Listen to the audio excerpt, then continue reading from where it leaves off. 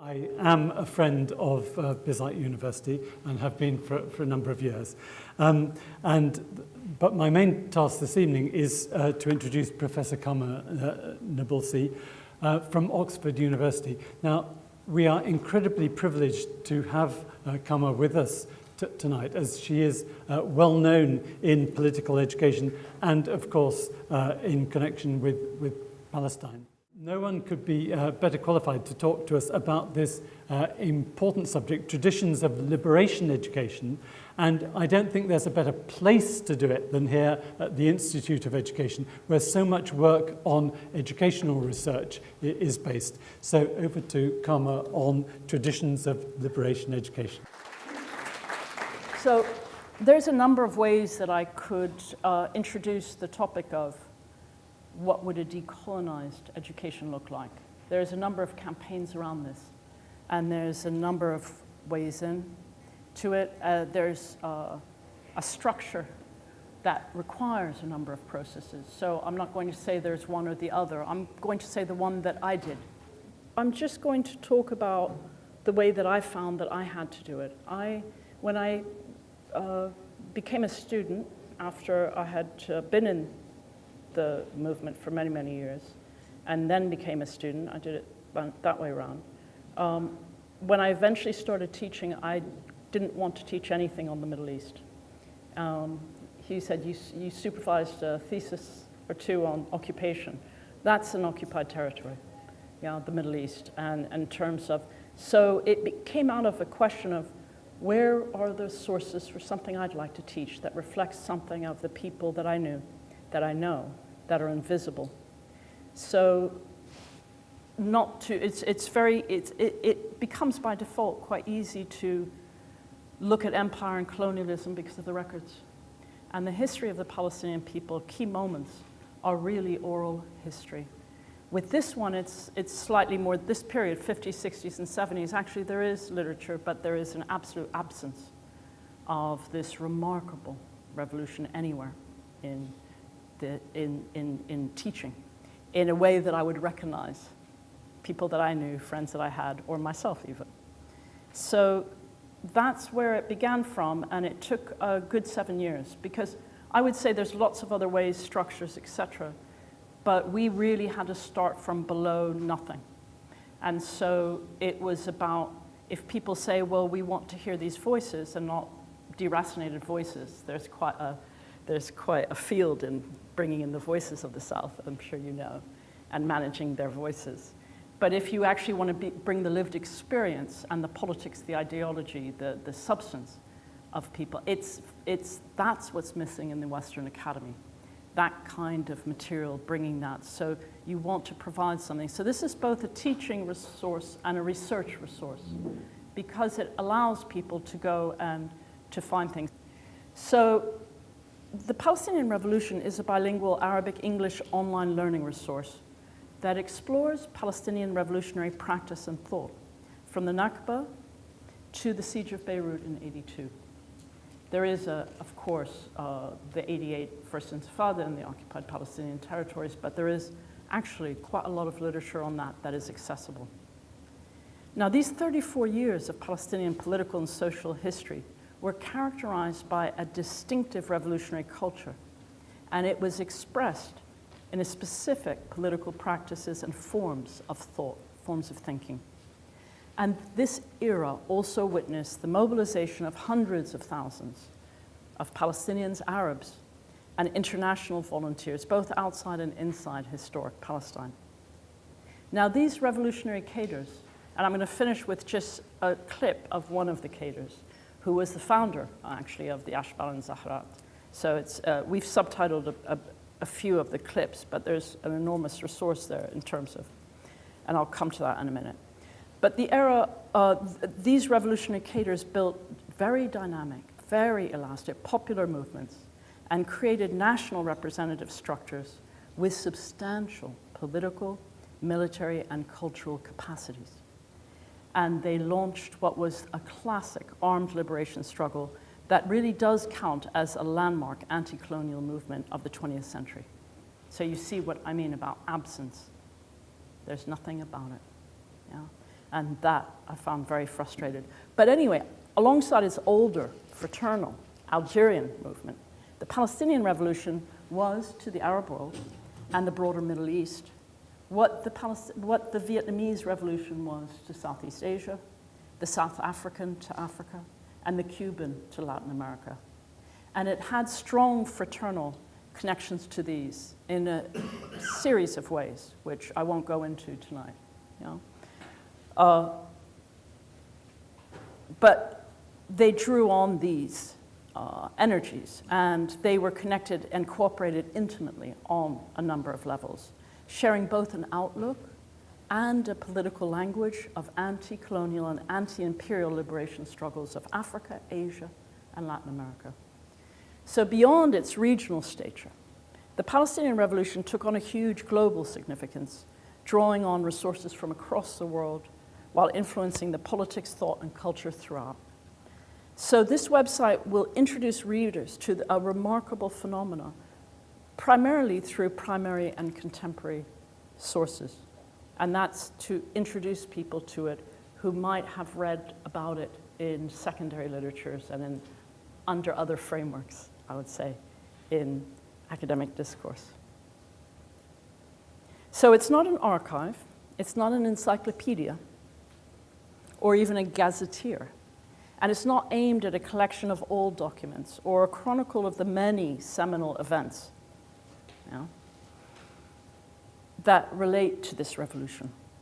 It's just really more like an introductory reader that illustrates, and a visual, actually, platform that illustrates some of the Palestinian Revolution's major themes, discussions, and some events of this era as it was seen at the time. Yeah? And that's very important. Through the eyes of the protagonists who contributed to it.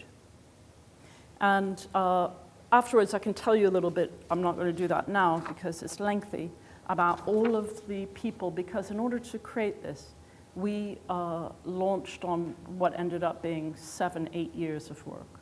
And there were a number of institutions, scholars, workshops, right through the Global South, and people. But I just want to mention one just for the moment, which is Saadet, who were of enormous help. And that's the South African Democracy Education Trust. And they were just finishing their multi-volume history of the South African struggle. And of course, there were numerous Palestinian institutions involved. Bir Zaid, for example, has a closed room where it has a lot of the stuff.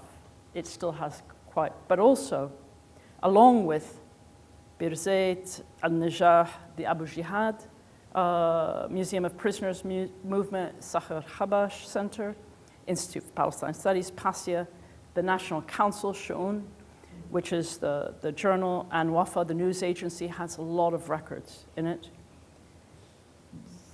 Besides these institutions really opening their doors for us, their collections, also their address books, and all of these, and many of the cadres began this process of welcoming us in our homes. And when I finish talking about Salah, I'm going to talk a little bit about the methodology of how would you work with people that had participated in the revolution, and how do you do interviews to do that, yeah?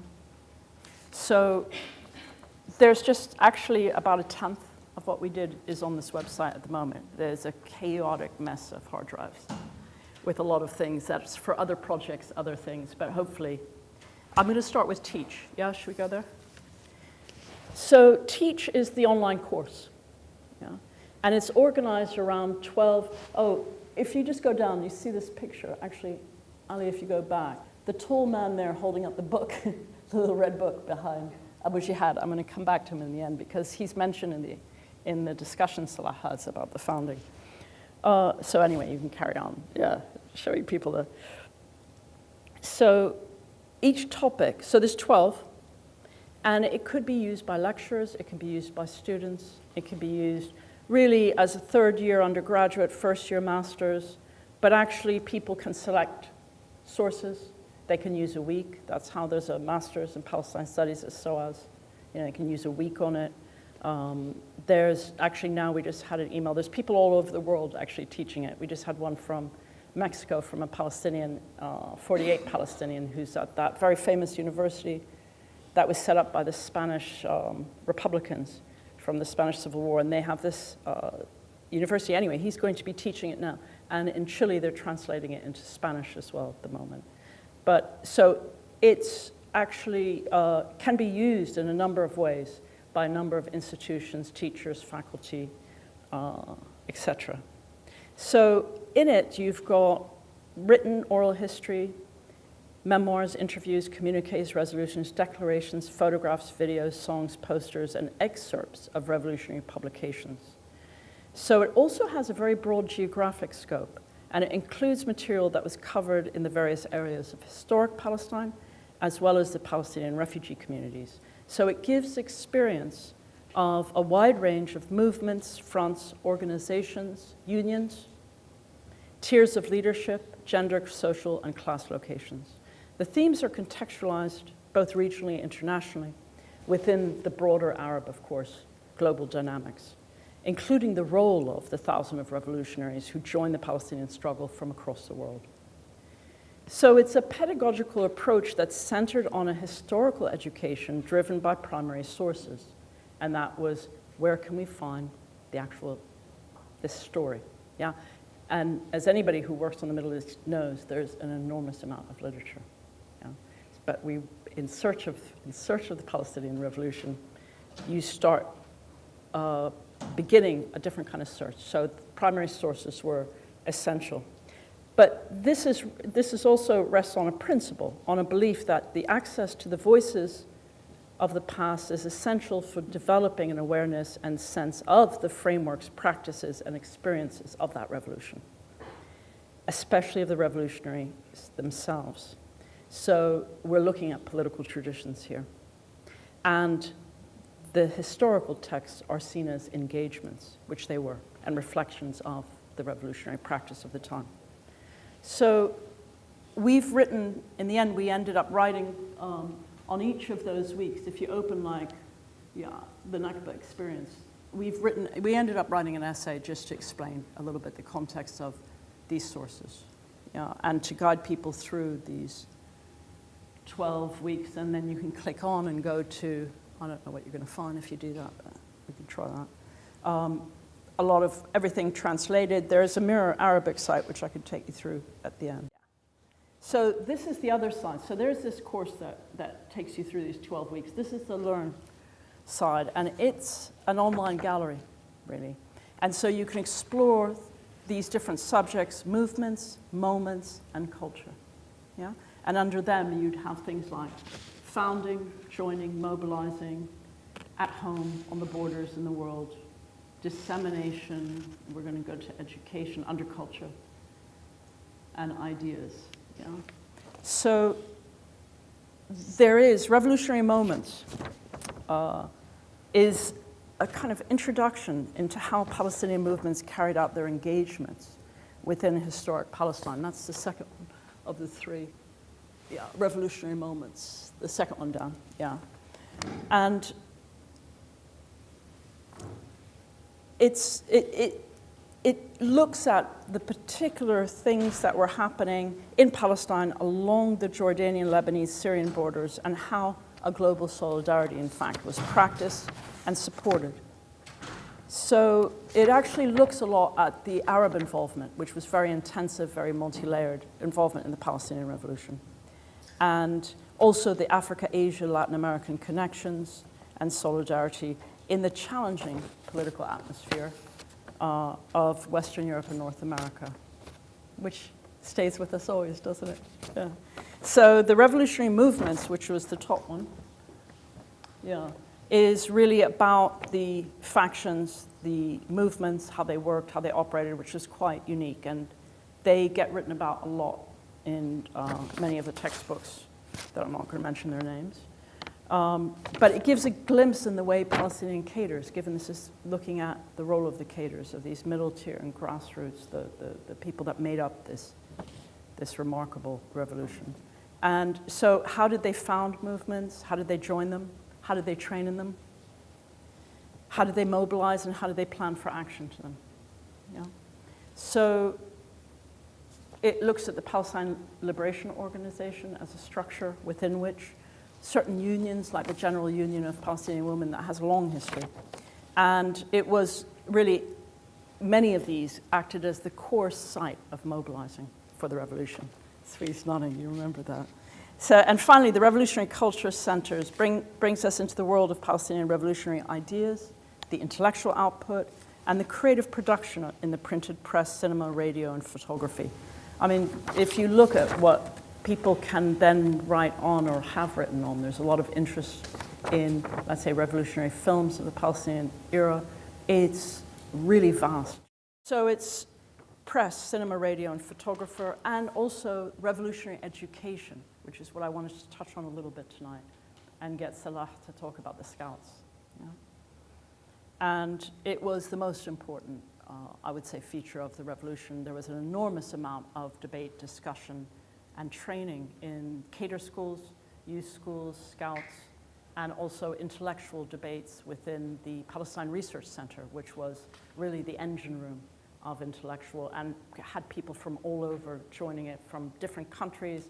Mahmoud Darwish went through there, Elias Khouri, lots of people went through the research center, but that was a kind of real intellectual engine of cadres covering different things, and there was a big section on education in it. So the last one, and that's we'll finish before we go to Salah, is the cadres. There we go. So as a companion to those two, one is the course, one is the learn. We also have this cadres page, which has a YouTube channel, which is connected, and that we filmed interviews from 2009 onwards in Palestine, Lebanon, Jordan, Syria, Egypt, and there was a few that was done in London, actually. A diverse range of excerpts have been subtitled, so some of the story can be told through the reading. When you've got the reading, you've got text, you also have clips, and also some of them were put just on the learn side.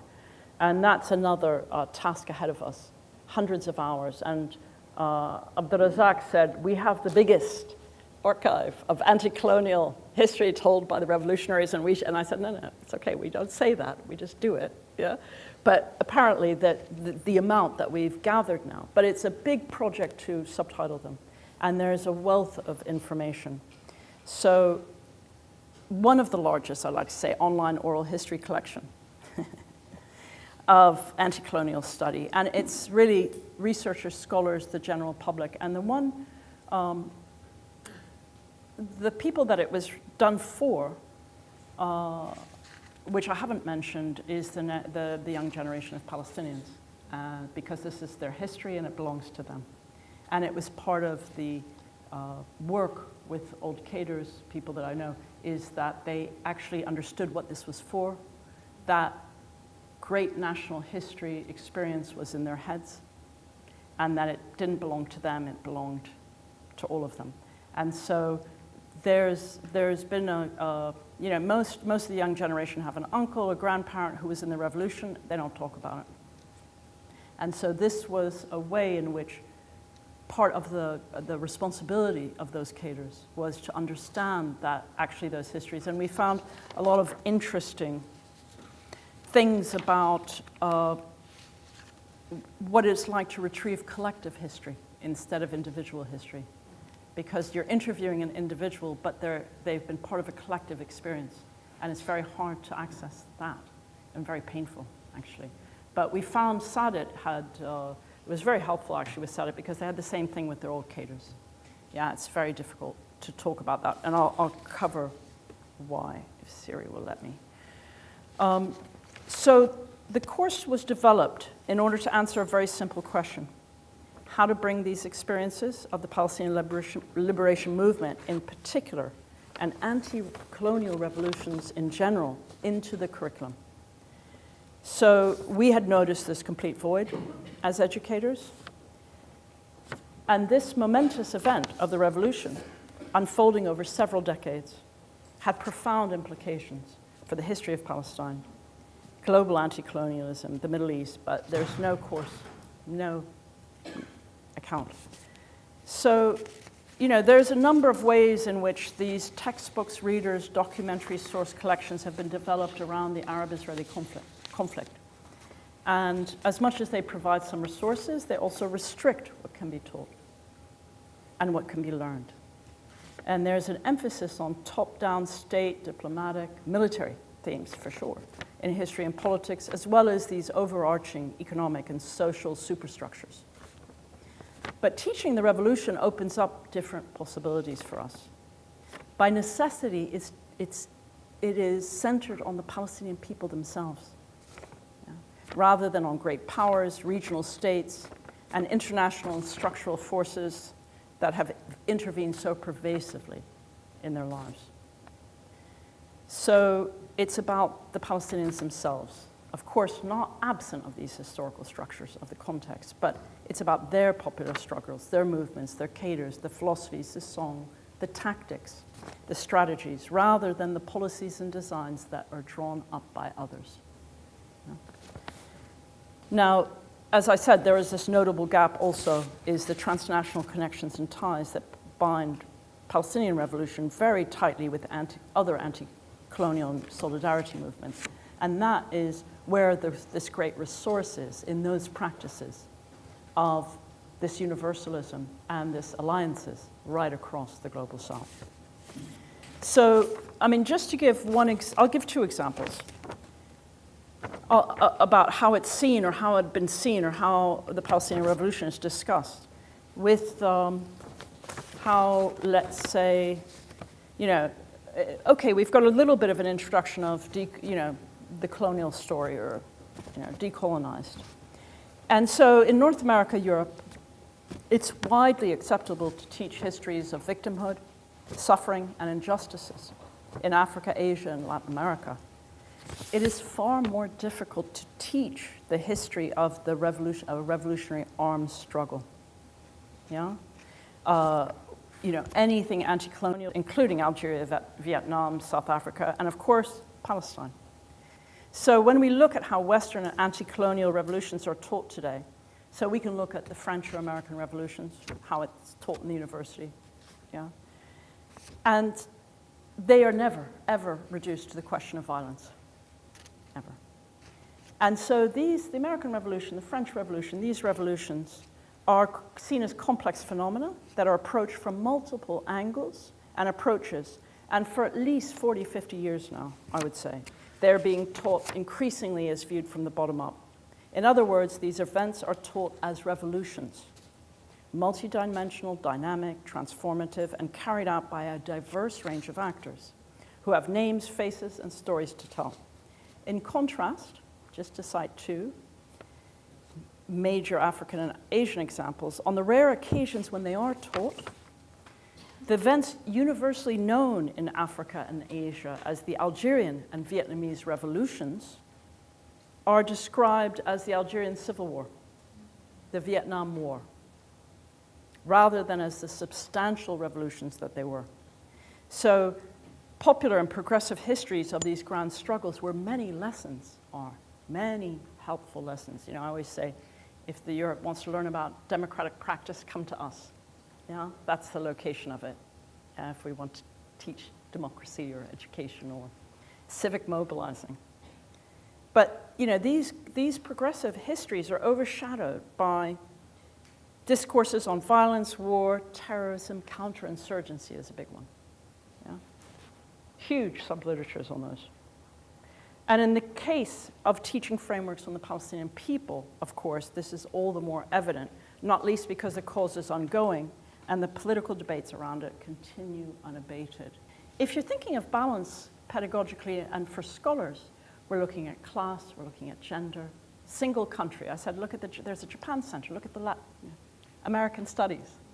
So it's about actually introducing people to a way of seeing us, which has been invisible, which is where a lot of this work goes into. So let's finish with this great person, Salah. So there he is. So I want to introduce him to you. Because it's a little 5-minute interview. So, you know, with these cadres, with these extraordinary people, the founders, he's such a remarkable person. There's only a little bit translated, but Salah Tamari deserves, you know, a series of books, a series of statues himself. He was intimately connected with the Palestinian Revolution from the early days, and one of the great cadre trainers, the founders of the remarkable Ashbal and Zahrat, that's the lion cubs and the flowers, the Girl Scouts. And they were the after schools of the revolution. I could have taken you actually into the week on the prisons, which is another of our schools. It's the great education centers or our prisons, but this one I just want to talk about because of the picture Omar had put up for this talk, which was a picture of actually the Ashbal and Zahrat. And he talks about one of the things, because one of the leaders, one of the revolutionary leaders would always come at the end of the class and talk to them, and he describes that in this. So after the UNRWA school was over, off they'd go to the Scouts. And that's where they learned their great love of freedom, of universalism, of their histories, of the values, of their culture, and the emancipatory revolutionary spirit resides. And if if anybody has been through the Ashbal and Zahrat, I can recognize them a mile off because of what gets put inside of them. And it's that kind of education. So I'm just going to let Salah talk about the founding of it. And the last thing was, there is a very famous battle of Kurama, which he also talked about, which he played a leading role in. And that was the moment that after that battle, everybody joined the revolution from right across the world. So, but this is Salah just talking about the Ashbal. المهم رجعت على الكرامة وبدأت أعمل لتعزيزها كقاعدة ارتكازية،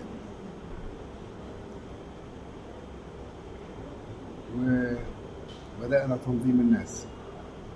كنت ألف على البيوت حامل شنطة فيها رشاش بورسعيد أو صموبال، أدربهم في البيوت لأنه مش فيش إمكانية عمل معسكر. وبعدين نتيجة المشاكل في ذلك الوقت مع الأمن الأردني، إحدى المرات حاصرونا، وكنت بلجأ للشباب الصغار اللي دون سن 12 يوصلوا رسائل للقواعد اللي تابعة إلي أو اللي في محاذاتي. من هنا جاءت فكرة الأشبال والزهرات. أول واحد صارحته في هذا الموضوع كان المرحوم أبو صبري. قلت بدي أنظم الصغار. قال لي يا رجل، يعني هو احنا يعني نظمنا الكبار لما ننظم الصغار؟ قلت أجرب حظي نشوف. أبو علي إياد الله يرحمه قال خلي جنونه بنفع، جنونه أحيانا بعطي ثمرة. هيك كان بيعتبرني أبو علي إياد.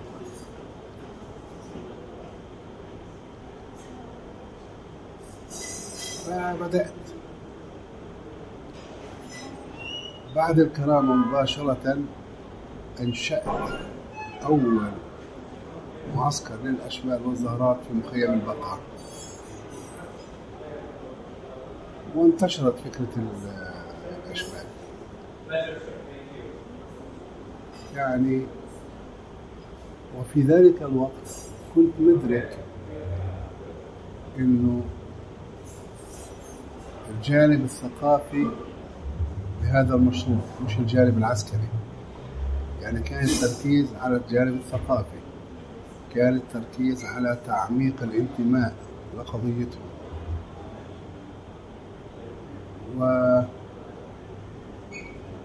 وانتشرت خفة الأشبال، وكان شرط بده يدخل الأشبال موافقة أهله. ما بديش إياها تكون إطار للأولاد اللي شاردين من بيوتهم، لازم يجي مع أمه وأبوه، لأن لازم موافقة الأب والأم على دخوله الأشبال. وكنا نعمل، ولازم يكون شاطر في المدرسة ناجح. كنا نعمل، بتذكر في 8 آذار كل سنة يوم الطالب الفلسطيني المتفوق، وكنت بصر إنه يجي أبو عمار واللجنة التنفيذية على الاحتفال، يعني حتى نعطيه أهمية. بتذكر كلمة لشهيد أبو عمار إلهم: المدرسة أولا، والمدرسة ثانيا، والمدرسة ثالثا، والثورة عاشرا، حتى يشجعهم.